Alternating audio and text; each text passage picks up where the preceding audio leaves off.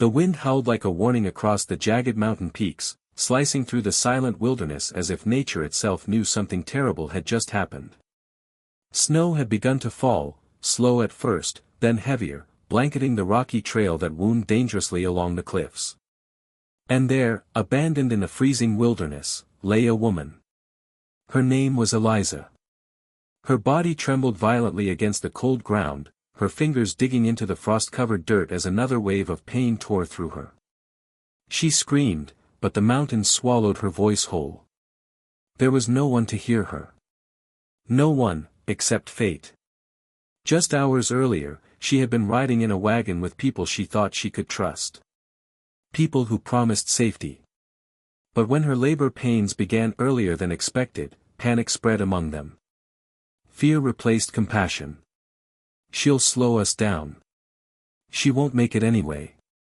And just like that, they left her. They took the horses. The supplies. Even the blanket that had once covered her shoulders. They left her in the snow, to die. Another contraction hit, stronger this time. Eliza cried out, clutching her belly as tears streamed down her frozen cheeks.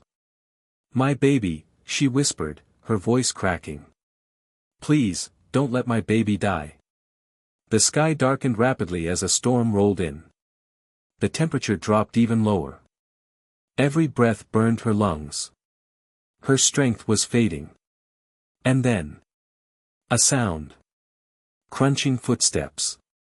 At first, she thought it was her imagination. Or worse, wolves. But then she saw him. A tall, rugged figure emerged through the snowstorm, his silhouette carved against the pale sky. He moved with purpose, his boots firm against the icy ground. A thick fur coat draped over his broad shoulders, and a long rifle hung across his back. He stopped when he saw her. For a moment, neither of them spoke. The mountain man had seen many things in his years alone, but nothing like this. A pregnant woman, abandoned, dying. He walked closer, kneeling beside her. "Hey," he said gently, his deep voice cutting through the storm. "Stay with me now." Eliza barely opened her eyes. "Please, my baby." He didn't hesitate. In that moment, he made a choice that would change both of their lives forever. "I'm not leaving you," he said firmly. "Not today." Carefully, he removed his coat and wrapped it around her shaking body. Then he scanned the horizon, his cabin was miles away. Too far. But there was no time to think. Another scream tore from her lips. The baby was coming. Right here. Right now. In the freezing wilderness. The mountain man moved quickly, clearing the snow beneath her and gathering what little dry brush he could find. With practiced hands, he struck a flame, shielding it from the wind until a small fire sparked to life. "Listen to me," he said, steady and calm. "You're stronger than this storm. You hear me? You're not alone anymore." Eliza nodded weakly, gripping his arm as another contraction hit. Minutes felt like hours. The storm raged louder. Her screams echoed through the mountains. And then, a cry. Small. Fragile. Alive.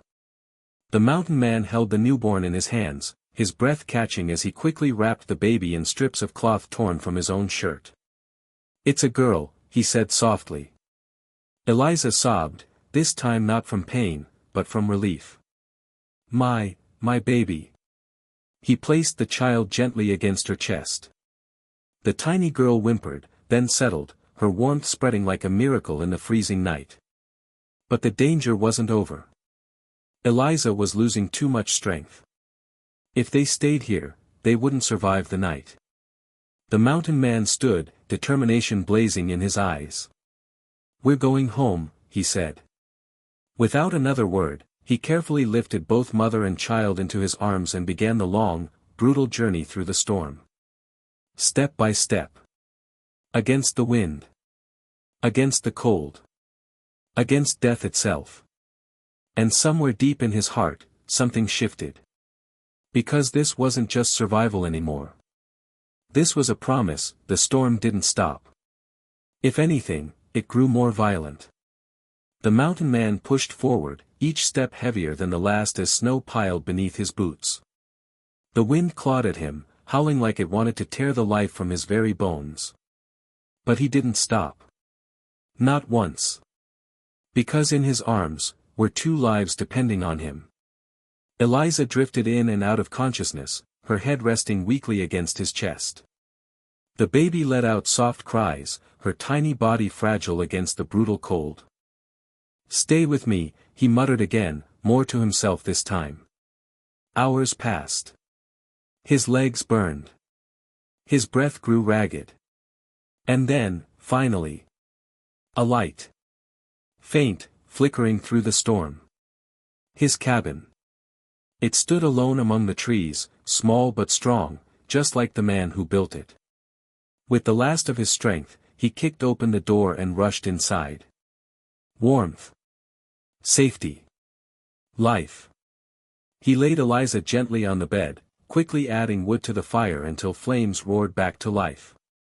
The baby was placed near the warmth, wrapped tightly. For the first time, they had a chance. The next few days were a battle. Eliza burned with fever. The baby was weak. And the mountain man, who had lived his entire life alone, became something he never expected to be. A protector. A caretaker. A family.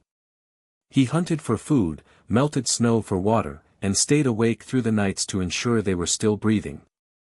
And slowly, miraculously, they recovered. Days turned into weeks. Eliza grew stronger. The baby, whom she named Hope, began to smile. And the cold, silent cabin that once echoed with loneliness, was now filled with laughter. One evening, as the sun dipped behind the mountains, Eliza stood outside, holding Hope in her arms. The mountain man approached, his expression softer than it had ever been. "You saved us," she said quietly. He shook his head. "No, you fought. I just didn't walk away." Tears filled her eyes. "Why didn't you?" He looked out across the mountains, silent for a moment. "Because someone once walked away from me," he said. "And I swore I'd never be that kind of man." Eliza stepped closer. "You're not," she whispered. From that day on, they weren't just survivors. They were something more. A family born not from blood, but from courage, sacrifice, and a promise kept against all odds. And far beyond those mountains, the people who had abandoned her would never know what they lost. Because the woman they left to die didn't just survive. She found a life greater than anything they could have ever given her. Backhand index pointing right. Final call to action.